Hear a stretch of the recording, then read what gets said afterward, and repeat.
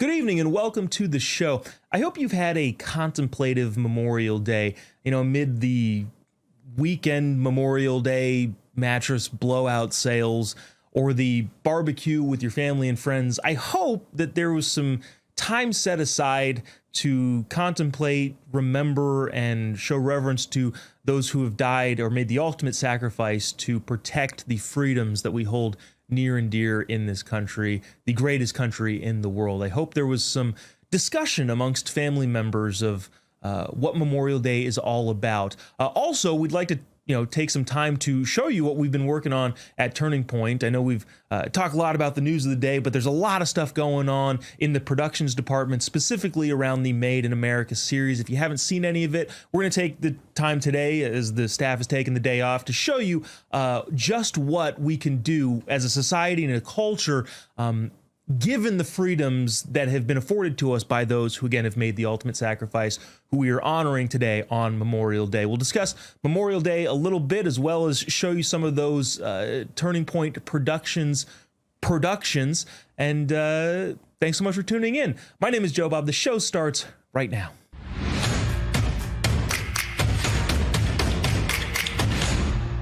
As always, got to remind you, tpt@tpusa.com is the email. I actually would love, I know you probably have had your Memorial Day barbecue get-together, family, discussions already. I realize shows airing later in the evening. What I would love to hear in the email, again, tpt@tpusa.com, is any discussions that came up amongst family and friends, those who have gathered today to honor those who have fallen in service of this country. What did you discuss? Did it come up at all?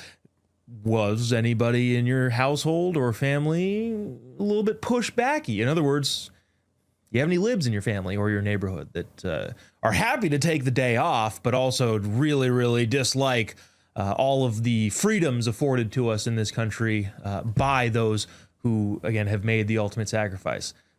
A little bit of jest in there, but not too much. I would love to hear stories, comments, concerns even, in the email, tpt@tpusa.com. You can also leave us a comment on any social media platform. We're pretty much on all of them.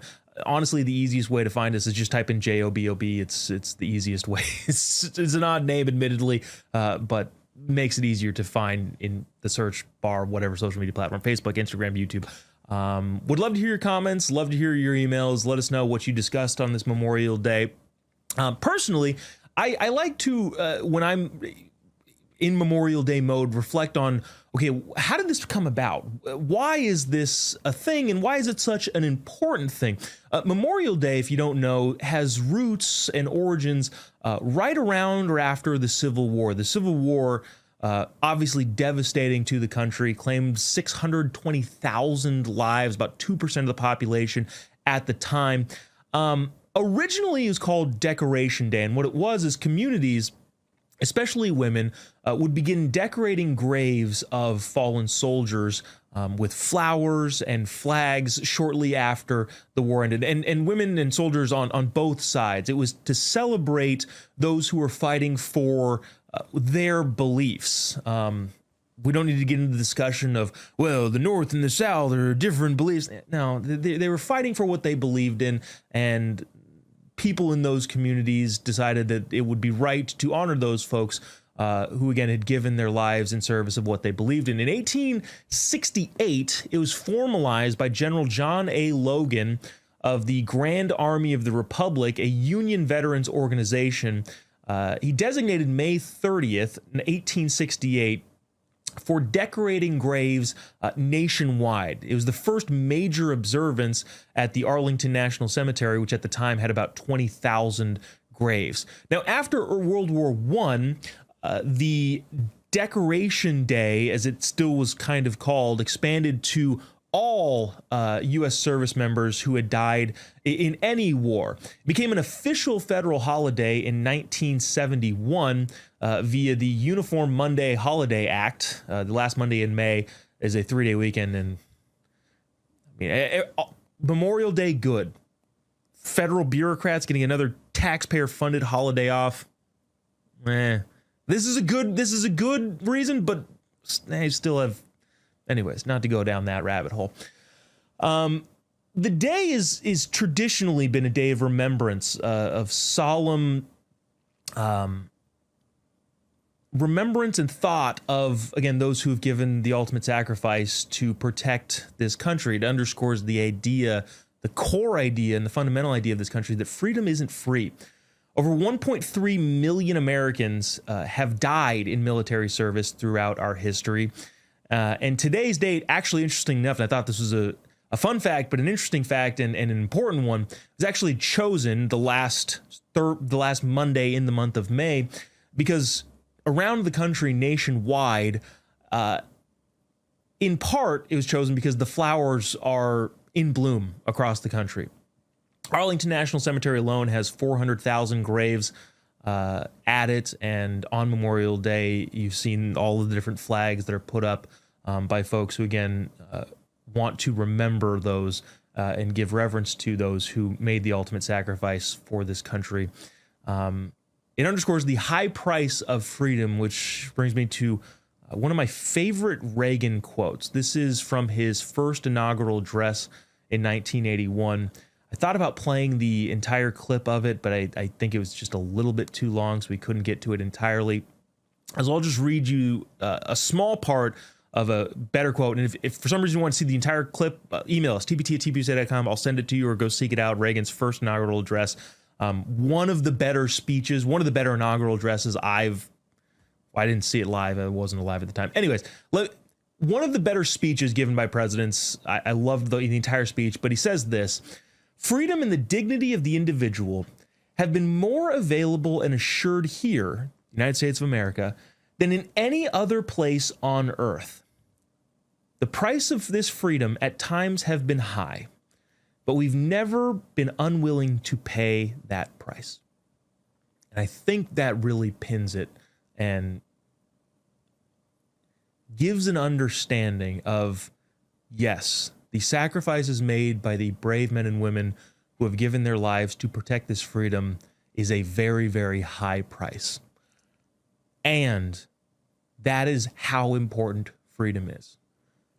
President Reagan underscoring this with, yes, the price of freedom is high, but we as a nation have never been unwilling to pay that price.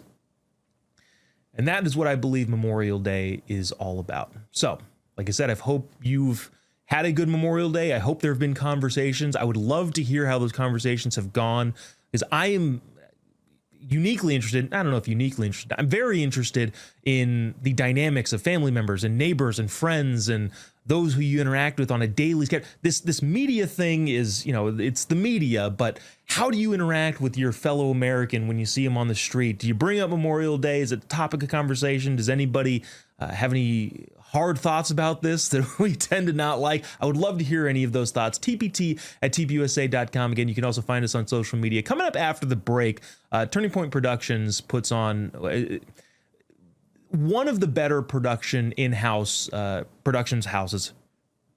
That's redundant, but in-house productions departments puts out fantastic work, won a bunch of awards.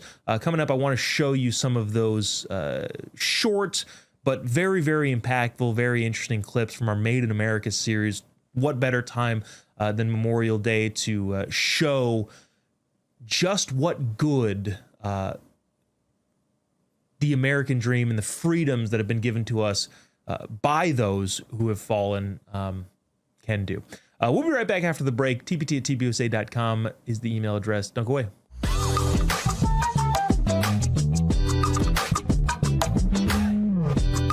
Water, nature's ultimate cleaner. We drink it. We bathe in it. Think Real America's Voice is growing, and now it's all in one place. Introducing the new and improved RAV app, built for access, community, and choice, not paywalls. Here's the key. RAV is still free to watch. No sign-in, no membership required. Your favorite live streams, breaking coverage, and video on demand are all right there. Free, just like always. For the War Room Posse, we have to be a force multiplier on this. We have to stick the landing. In the White House, in the Oval Office, you're crushing it, my friend. friend. And if you want more, the members section is your backstage pass. Get exclusive behind-the-scenes photos and videos, insider moments from the studio and the field, and early access to new content before it goes public. Members can also unlock special experiences like virtual meet and greets, member-only auctions, and select event access. Plus, commercial-free viewing of certain shows inside the app. It's not just an app, it's a community. Download the RAV app today. Find it in the App Store and Google Play.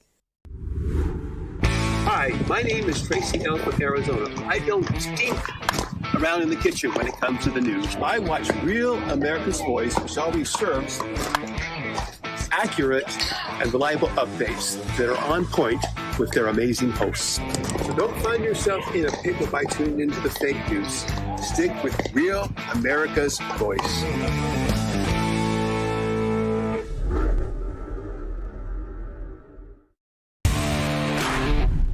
Hello, this is Kurt. Why do I love RAV? If you ever talk to the hosts, you can do that on RAV. And the RAV family, they'll talk back to you too. Let you know what's going on. Take care.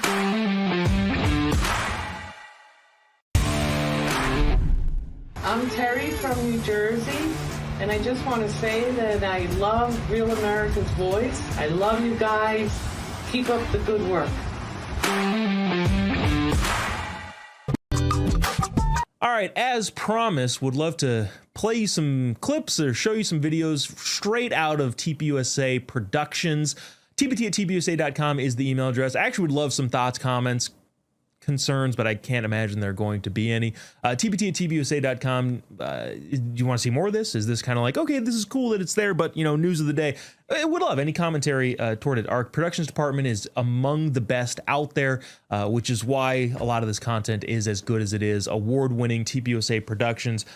Here are several episodes, we'll call them, from our Made in America series. Enjoy. Only in America could a guy do something like this. We own 64,000 acres in Arizona alone. You know, it's only in America can you take 12,000 acres, some of the best farmland in the state of Arizona, and create a town that's now about 65,000 population. The ability to start with nothing and excel and put together things as we've put together. Only in America.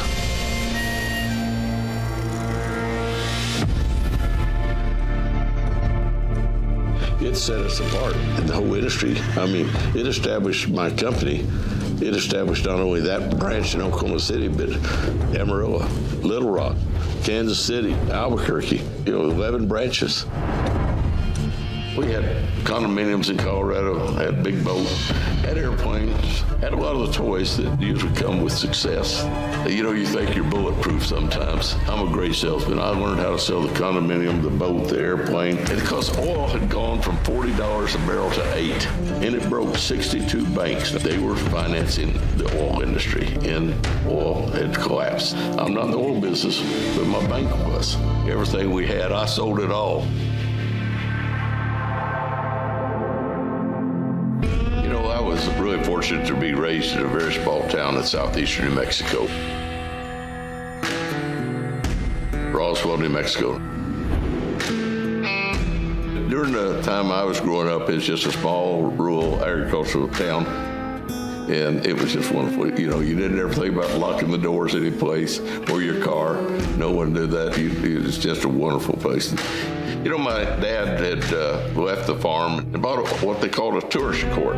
In time, he has tore down that tourist court and built a beautiful 34-unit motel called the Navajo Motel. I was with him every step he went from the time I was walking right on. He was my best friend, and I was with him constantly. As things would have it, he was diagnosed with cancer just right after finishing this new motel. Upon his passing, death left my mother to look at a big mortgage payment to Southland Life. And she had an 8th grade education. You could see fear in her eyes. She spent a lot of time, and so did I, praying. You didn't know what I was going to do. Are you going to be able to make the mortgage payments? I was 13 years old when my dad passed away. And so, I started working hard in the motel every day, every night. When I was in school, I never was one that was the first one picked. In fact, I was usually not picked at all for any of the sports teams. I went out for the baseball team. I went out for the basketball team. I went out for the football team. And I went into the locker room, and each year after I went in there, I'd see my name had been scratched off, and I was asked to turn my helmet, my shoulder pads in. The only team that I ever made was the swim team, and I was the last guy to ever make the team. Fortunately, I wound up setting some New Mexico State swim records, becoming in my senior year the captain of the team. I was dejected for a time. I was down in the dumps when I didn't make the team, but I wasn't going to let that define who I was. And really, as I got into the business world and started working hard and started getting some success, that was the first time I ever really seemed to get recognition that I sought. Coming out of college, I did take a position with American Source Packing Company, and that was in Pueblo, Colorado. And, you know, I did everything. I did from buying cattle to working in the packing house. They were real good to me. I learned a lot, but I wanted to be in sales. I always wanted to be in sales. I wanted to be in a people business. I love people. I went to work for Merck, one of the great pharmaceutical companies. They told me they had an opening in East Texas. And I said, boy, that's great. You know, all once I'm getting all these honors and shows and Salesman of the Year and national achievements. And my boss is just promoting me from one time to another. 5 years I spent with that company. First time in my life, I realized that I was really good at something. One of my wholesale distributors, he always said, Mike, you got a lot of ability. If you ever want to do something, I'll back you. One day I picked up the phone, I called this gentleman, John Tufts, down in Dallas. I said, let's go to Oklahoma. I want to be a wholesale distributor, just like you are in Dallas, but there needs to be a good wholesale distributor.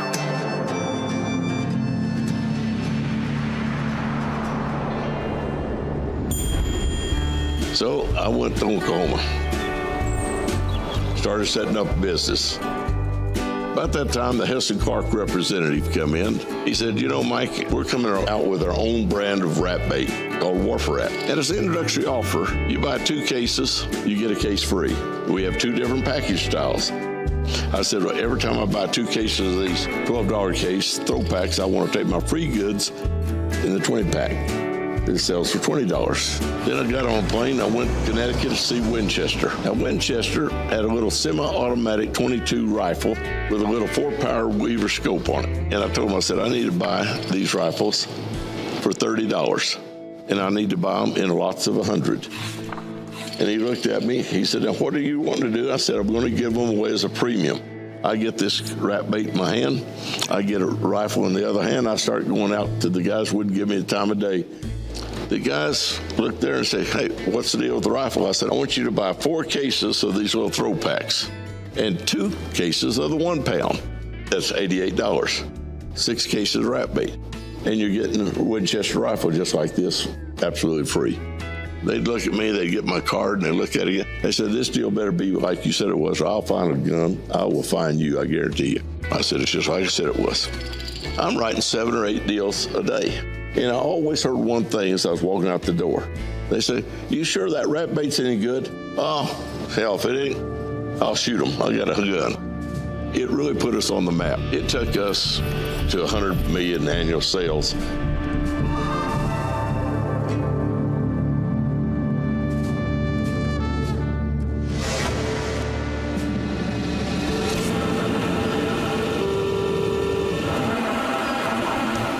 And reports from Geneva tonight that OPEC ministers seem to be making progress in their attempt to stop the free fall of oil prices. The sound of oil. Oil had gone from $40 a barrel to $8, and it broke 62 banks. I'm not in the oil business, but my bank was. Exxon had decided to shut down 850 service stations in the Northeast and the Midwest.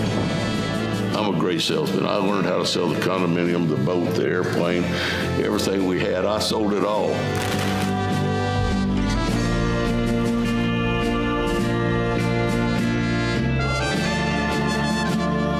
The FDIC see a young man with 26 years old with an MBA from the University of Chicago was making my life miserable. And he said, you got to pay up your line of credit, and we've got all your accounts receivable and your inventory, and we're going to foreclose. I wound up and called my number one competitor. They were based out of London. And I talked to them, I said, you know, you guys always wanted to buy this business.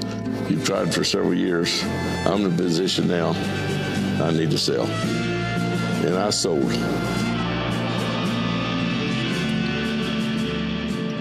Pastor Bill Birch called Sheila, said, I heard Mike sold the business. I want to talk to him. He said, don't do a thing until you have a chance to show you Arizona. You're not going to believe what's going on out in the Phoenix area. Flew to Phoenix, Arizona. You know, as we moved into Arizona, didn't have very much money at all. I must tell you, I lived in a rent house for 7 years. There was times I didn't have enough money to fill up the gas tank in the car. As we started putting real estate deals together, people that I've become acquainted with in my business, they still believed in me. They believed in my character. They believed in my ability to make something happen. I gave part of my ownership to a guy named Monty Ortman. And we just put a piece of property in escrow, a former John Wayne ranch called El Dorado. Monty and I was pretty sold on the ranch. We felt like it had a lot of potential for future growth. And it was down in the area of the town of Maricopa. Maricopa had less than 500 people. We had no money whatsoever, and we knew we had some commission earned if we could put the money together to buy the El Dorado Ranch. And so we got that done. We put it together. I think totally our commission was less than $50,000 for putting together the ranch. And I said, Monty, what are we going to call our new company now that we've got the money put together? And he said, well, why don't we call it El Dorado Holdings? It's the only thing that we've got any interest in is El Dorado Ranch, which was owned by John Wayne for about 42 years.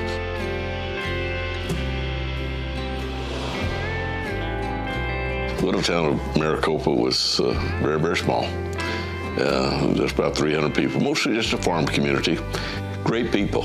I mean, some of the greatest people in the world. So I started putting real estate deals together. The first thing I bought was the El Dorado Ranch. From that, I just started buying other land, putting other land around the two ranches together.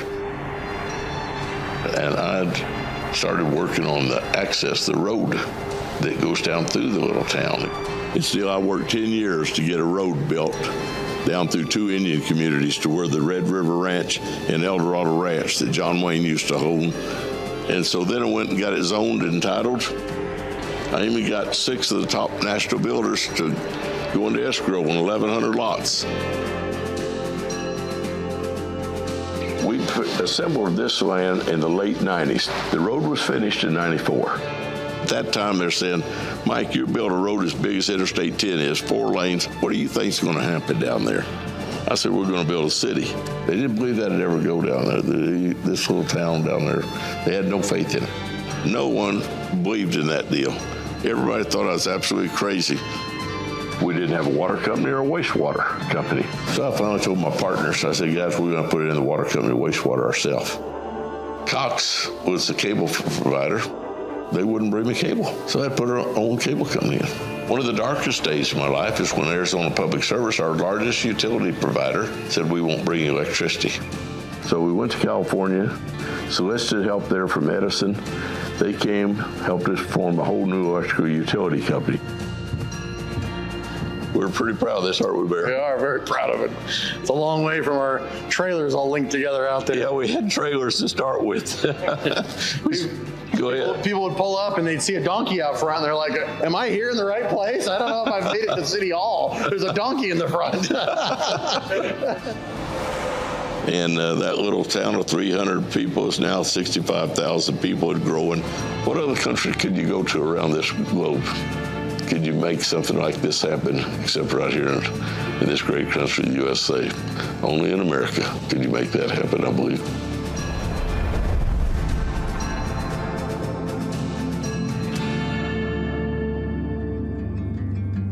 I never thought about writing a book, but Zig Ziglar, who did the foreword on this book, was one of the top speakers in the country all through the 80s and 90s. You wanted me to tell the story about the rat bait story. Of course, it talks a lot about things that I really believe in, the foundation of life, and it talks a lot about honesty, integrity. It talks about your faith. I've been a Christian since I was a young boy. God said, I can't sing, I can't preach, I can't do. I haven't been blessed with the talents, but the one talent I have is the talent to make money. I was reminding the Lord of all the money I'd given, and now it all gone away. I can't explain it, but it was as real can be. It's like an audible sound. Mike, I don't need your money, I need you. The scripture says those who seek money and money alone will never be satisfied with money.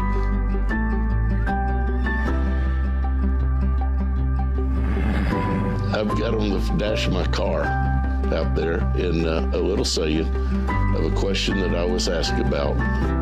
Is Jesus your first love?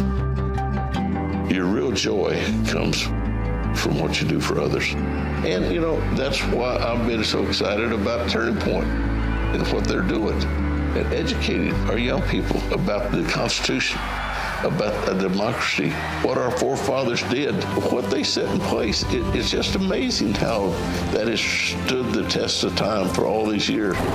And we're still a great nation. We're the greatest nation in this world. The ability to start with nothing and excel and put together things as we've put together. You could have never done this in a socialistic government. Only in America. And a boy that grew up cutting alfalfa before school in the mornings, he come up here to own ranches like this in Montana. Only in America, if you had the freedoms that we have today.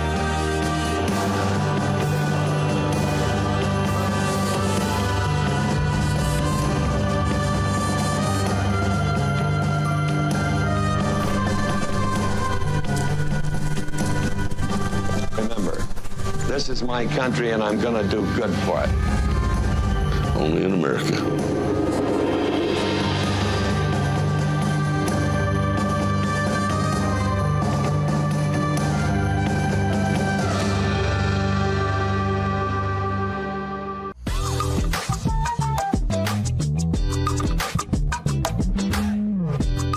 This is Fubo. It's your way to watch ESPN and other top sports networks.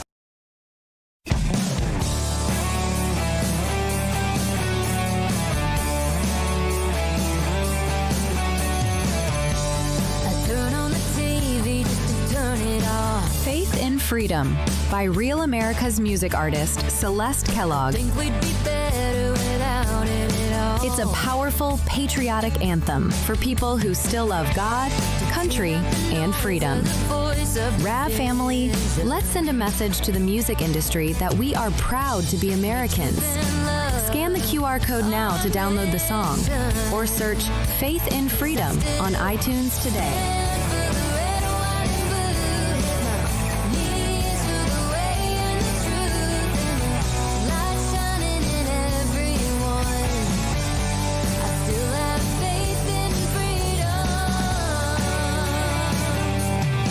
Come on, family. Let's get Celeste Kellogg to #1. Hi, my name is Tracy Elf of Arizona. I don't stink around in the kitchen when it comes to the news. I watch Real America's Voice, which always serves accurate and reliable updates that are on point with their amazing hosts. So don't find yourself in a pickle by tuning into the fake news. Stick with Real America's Voice.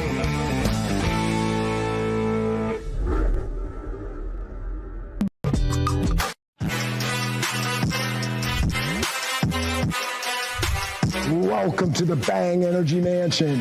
Only in America. My name is Jack Jobob, CEO and Chief Scientific Officer of Bang Energy. And this is my Only in America story. My name is Megliz Owag, and this is my Only in America story. I went from sleeping on an air mattress to becoming a global threat to some of the biggest beverage companies on the planet. I believe that it really and truly is the only country that with just hard work, you can truly accomplish anything. I overcame all kinds of adversity to get where I am today. I went from sleeping on an air mattress to becoming a global threat to some of the biggest beverage companies on the planet. If you create something that is positive, exudes love and energy, and you're out there helping people, and you just create a product that makes people feel good, people will want to work with you. People will want to be around you. That's what Bang Energy is. It's just a product that makes you feel good.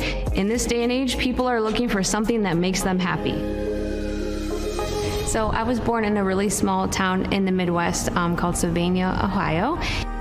I definitely had a humble beginning. Like Meg, I was raised in the Midwest. I was born in McKeesport, which is a city outside of Pittsburgh, Pennsylvania. My entire life, I look back, I was leading and people were following. I graduated from the University of North Carolina at Greensboro with a bachelor's in arts and graphic design. I also was the captain of my dance team. I love dancing. It was definitely one of my major passions in my life. So like my mother, I became a school teacher.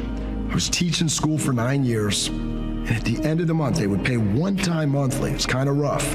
I knew that I was barely surviving on $1,900 a month. I told my dad, I go, look, I want to rent a store. I want to go into business. And so we found this little place that was 700 square foot.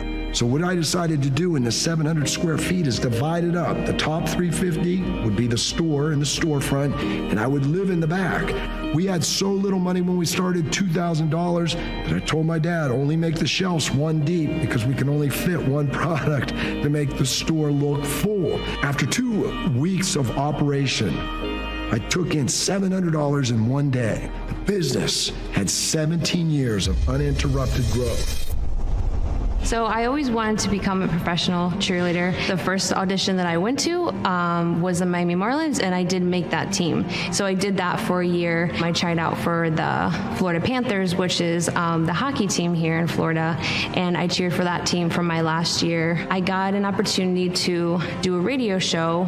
The cool thing about this show is that it was actually sponsored by Jack's Company. So my co-host, he really encouraged me. He said, you know, I know the CEO of the company, and I think he would really love to see your videos and your photos. So he encouraged me to go on Facebook, find Jack on there, and start tagging him in all of my videos. He wrote back to one of my videos that I sent him, or photos, and he said, hey, I love your video, and we should hang out, we should go on a date. When we finally did see each other for the first time, the next 2 weeks we were completely inseparable. Him and I both are very Christian. We love God, and we both knew that there was a very clear path for our life, and we knew we were meant to do great things for the Lord here on earth. One of the things when I met my wife, which was real interesting, she was a cheerleader for the Miami Marlins and the Florida Panthers, and I said, look, your cheerleading days are over. She was very sad for about 5 seconds. I said, now you're going to do what you were destined to do, is you're going behind the scenes and you're going to teach all these young ladies how to be like cheerleaders, but they will be the marketing front of our company. This is why America's so great. The ability in America to literally have nothing and earn $100,000 a year can easily be achieved. America's a place where you can become a multimillionaire, even a multi-billionaire. America's still the greatest nation on planet Earth. I would say my prized possessions of living in this country are my children. We are going to have our fourth child very soon here, and I love the idea that my children can experience the entrepreneurship that my husband and I have experienced. I love the idea that I have the freedom to talk to them about Christianity. I have the freedom to send them to a Christian school, and I'm just so excited to see what they are going to become in this country, because the possibilities are truly endless. Our Only in America moment is the fact that we can support the American dream by hiring and having over 1,000 people on the payroll. We have so many people on the payroll, and we're doing so well because America's doing so well. This could never be achieved anywhere else. When I first started working here at Bang Energy, this was the size of the marketing office. Now, this is the size of the marketing office here at Bang Energy. Only in America.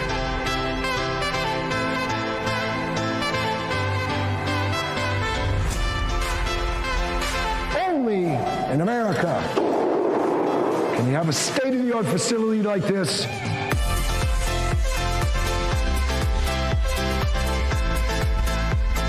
Only in America can you make the greatest products on planet Earth right here, right now, in VPX Bang's state-of-the-art facility.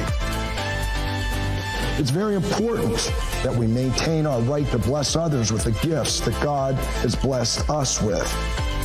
My name is Megaliz Owak, and that was my Only in America story. I'm Jack Owak, CEO and Chief Scientific Officer of Bang Energy, and that was my Only in America story.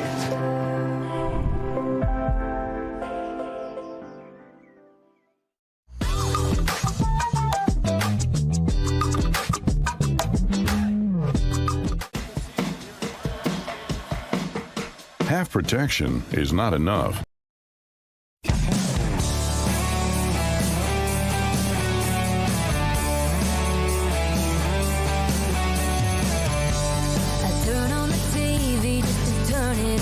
Faith in Freedom by Real America's music artist, Celeste Kellogg.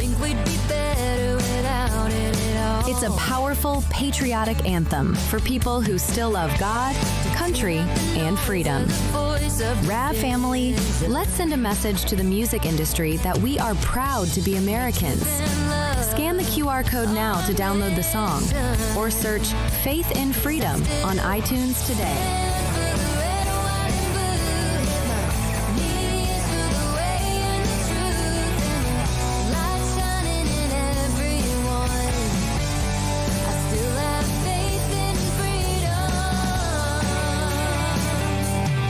Come on, family. Let's get Celeste Kellogg to #1. Hi, my name is Tracy L. from Arizona. I don't stink around in the kitchen when it comes to the news. I watch Real America's Voice, which always serves accurate and reliable updates that are on point with their amazing hosts. So don't find yourself in a pickle by tuning into the fake news. Stick with Real America's Voice.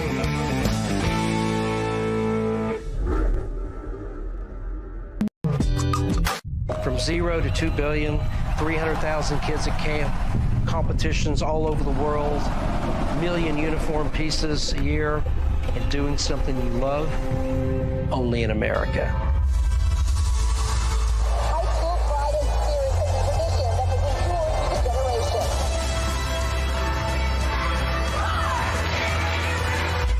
Jeff Webb is kind of the personification of the American dream. I'm joined now by Jeff Webb, who is the founder and creator of Varsity Spirit. Providing a platform and a showcase for outstanding young people to really present what they can do.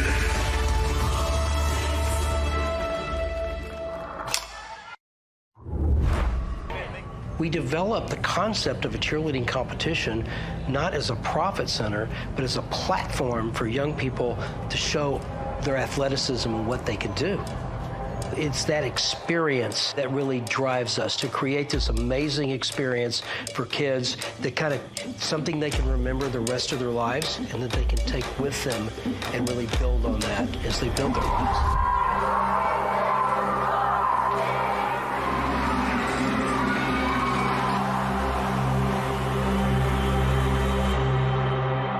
This is like a 3-day experience. These kids come in, they warm up, many stay right here in one of the hotels at Disney.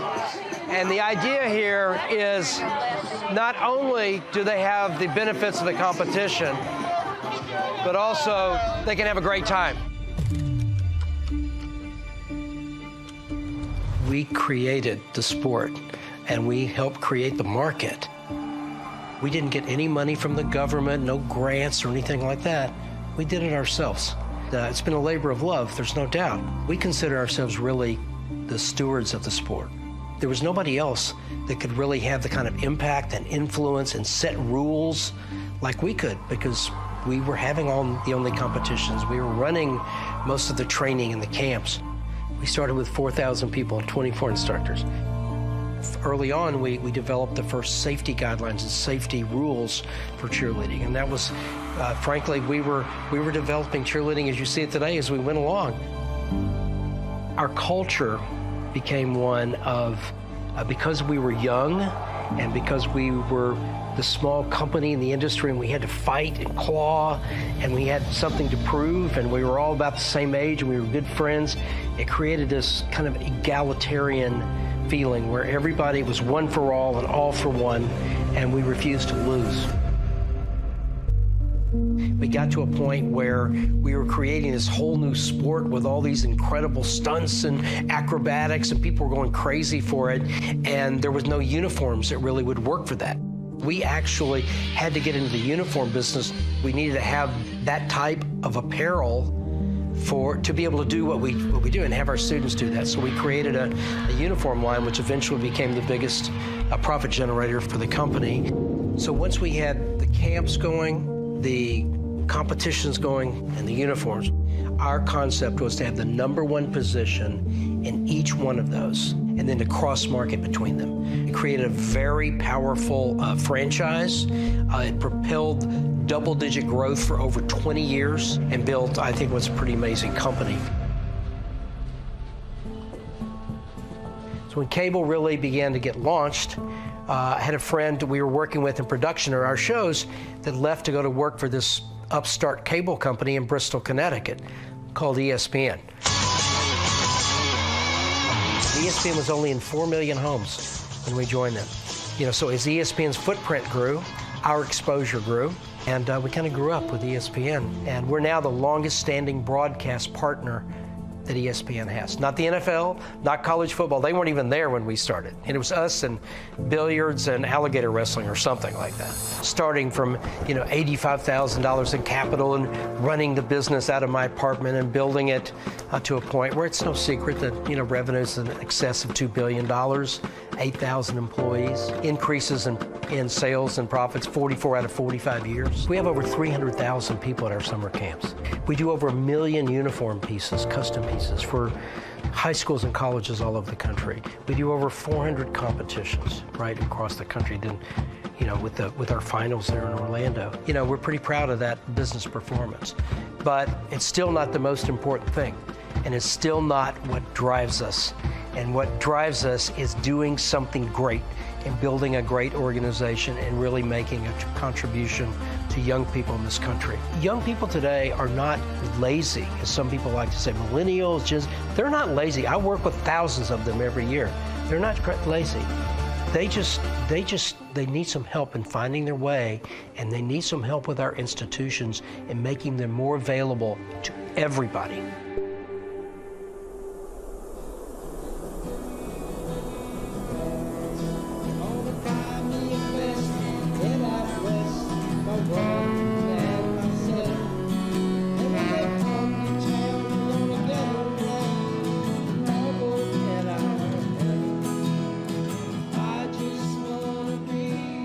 My own father gave his 3 children a great gift, and that's an appreciation and respect for the outdoors. And for me, that's really my recreation. I've been fortunate enough with the success of the company to be able to acquire land. We're here at Mallard Point Lodge in Brinkley, Arkansas, 700 acres of incredible duck and goose hunting, and just a great environment to have a lot of fun and entertain friends and family. So during the wintertime, some of the greatest duck and goose hunting in the country, only in America.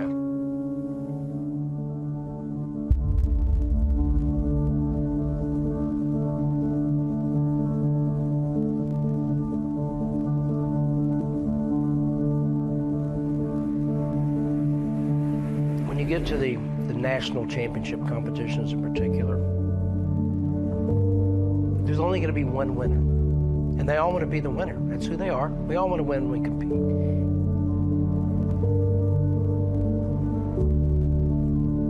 I want to put them in a position where they appreciate where they are and what a tribute they are by being there.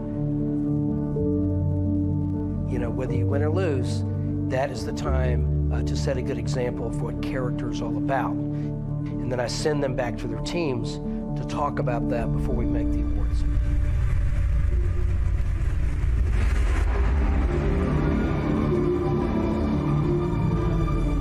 Cheerleading teams are interesting because they're leaders in the school, and they're responsible for creating or generating or complementing what we call school spirit. We teach them that their job is to recognize everybody, not just the athletes. You know, people in choir, people in the band, people who excel academically. Trying to create a place for everybody. That's what school spirit is. It's just kind of this kind of emotional connective tissue, if you will. But when you blow that up, then it also becomes community spirit. And a lot of these kids are involved in their communities. And then beyond that, think about it, it really is what we need in America. It's a place for everybody to feel like they can do something, they can contribute, and be appreciated. Only in America can you take a 24-year-old kid with an idea and a dream, be able to, scrabble together a little bit of money, attract young people that really want to make a difference and do something great, build a great organization and a great company over 40 years. The result you can kind of see here.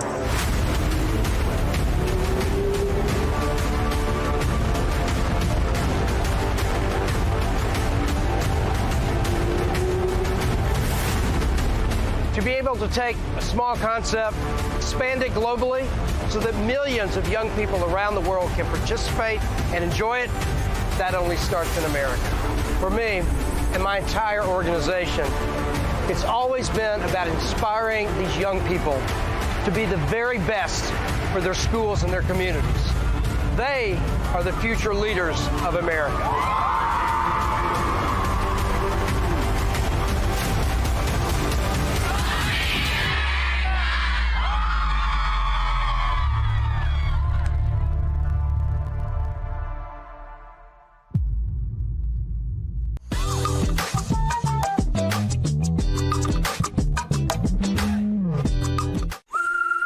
Filter is America's #1 gutter protection system because it's built right.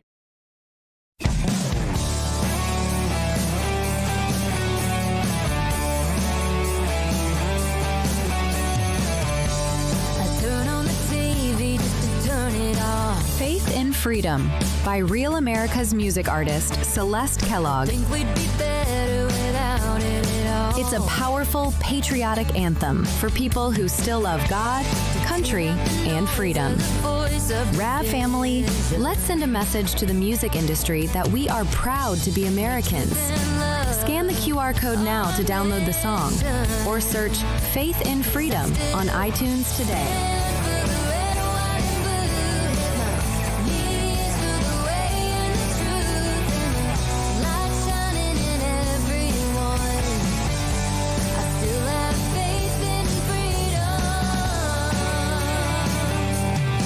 Come on, family. Let's get Celeste Kellogg to #1. Hi, my name is Tracy L. from Arizona. I don't stink around in the kitchen when it comes to the news. I watch Real America's Voice, which always serves accurate and reliable updates that are on point with their amazing hosts. So don't find yourself in a pickle by tuning into the fake news. Stick with Real America's Voice.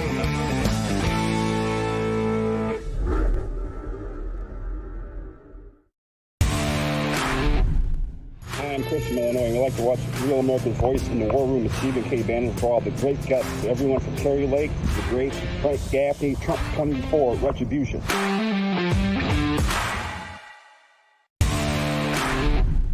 When the bacon wants real facts and figures, he goes to Rav. Real America's Voice, baby. That's where you get the real scoop and not the poop.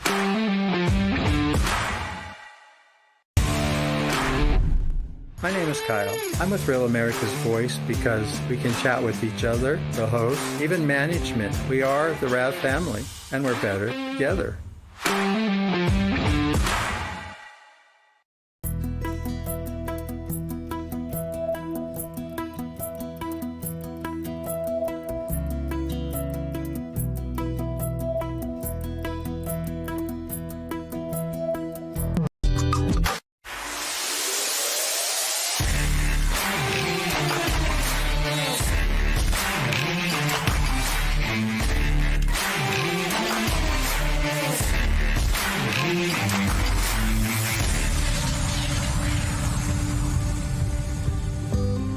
I represent, I believe, the American dream.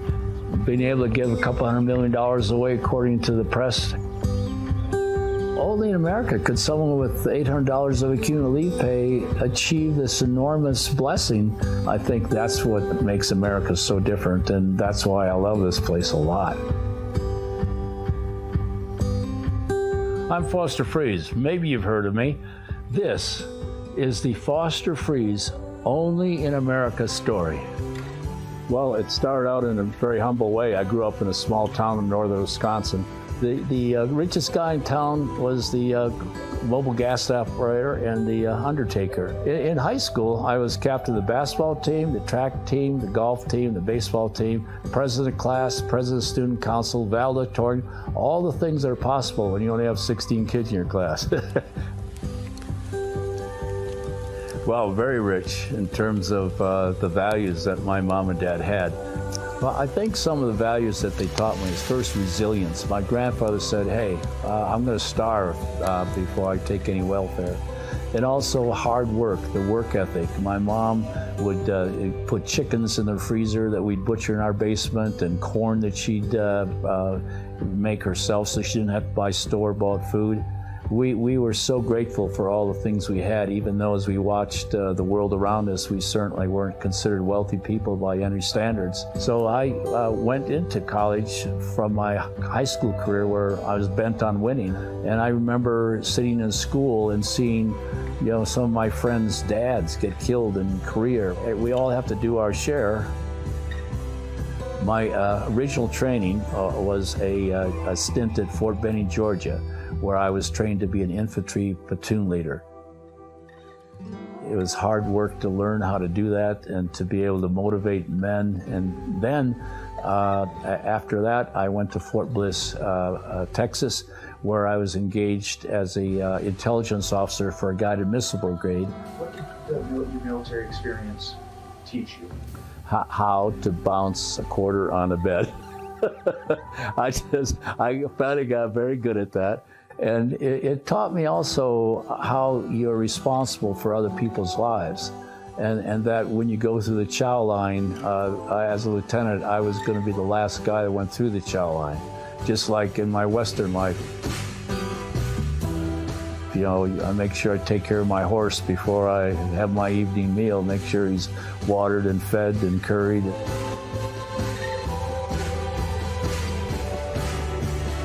Coming out of the Army with $800 of accumulated leave pay, a '62 Volkswagen, a baby, and a Haida bed and an Admiral TV. And our beginnings were quite humble. Each one of us are a composition of the people that influence our lives, and none of us get to where we are by ourselves. Managing $15 billion is not a one-man job.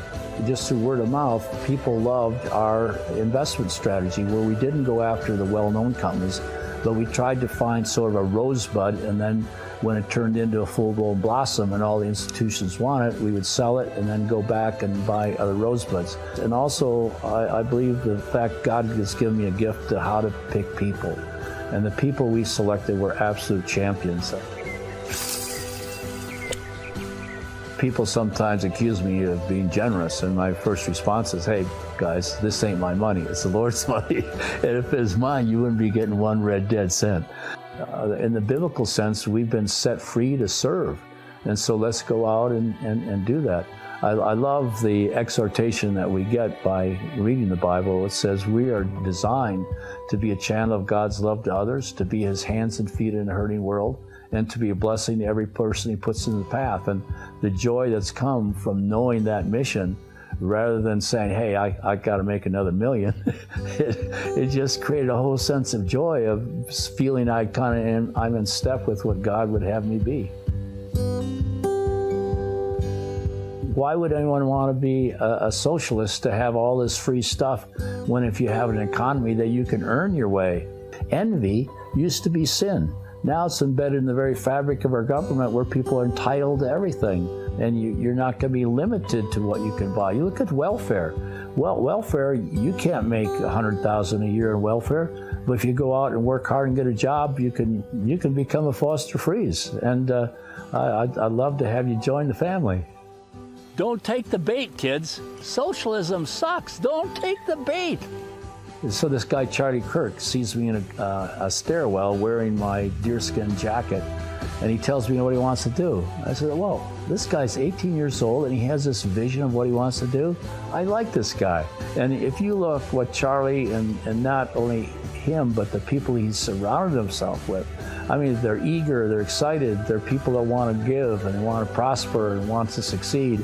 Well, what Turning Point means to me is these young people love America. We're people on the left. I don't think they really think about all this investment that soldiers and died and sailors that died and all these people that made our country what it is. But the Turning people, they get it.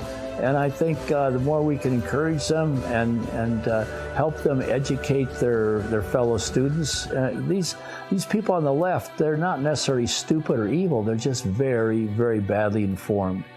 Freedom, integrity, honesty, hard work. This is what Turning Point means to me.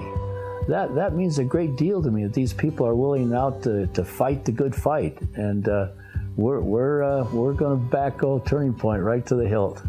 I mean, I'm sort of what people would call the American dream. I'm Foster Fries, and that is my Only in America story. Only in America can $800 turn into a beautiful ranch like this.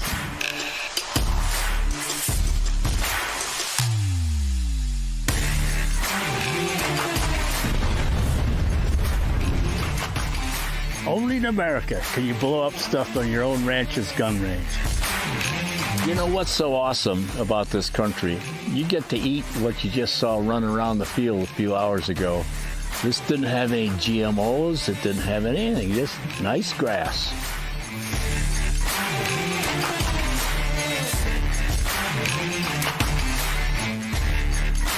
Always be grateful for God's blessing in our lives. I represent, I believe, the American dream. A couple of ranches, some real estate, being able to give a couple $100 million away, according to the press, introduced as a billionaire. This is the American story. Foster Fries, I'm sticking with it. Sorry about that. Okay, wait.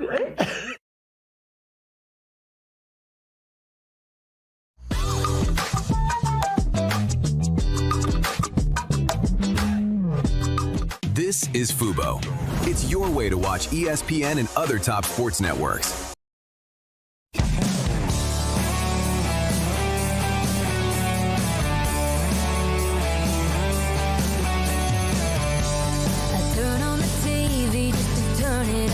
Faith in Freedom by Real America's music artist, Celeste Kellogg.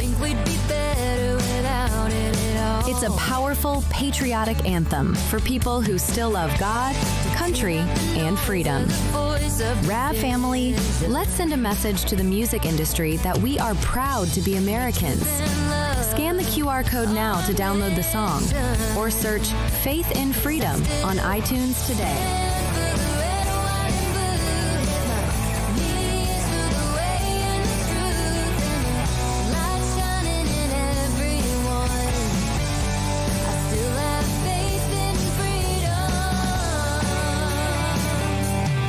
Come on, family. Let's get Celeste Kellogg to #1. Hi, my name is Tracy L. from Arizona. I don't stink around in the kitchen when it comes to the news. I watch Real America's Voice, which always serves accurate and reliable updates that are on point with their amazing hosts. So don't find yourself in a pickle by tuning into the fake news. Stick with Real America's Voice.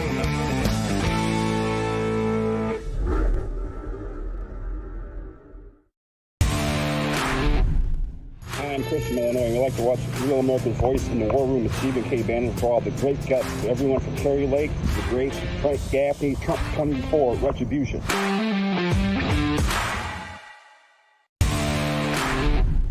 When the bacon wants real facts and figures, he goes to Rab.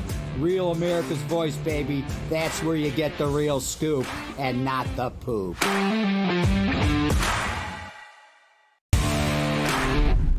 My name is Kyle. I'm with Real America's Voice because we can chat with each other, the hosts, even management. We are the RAV family, and we're better together.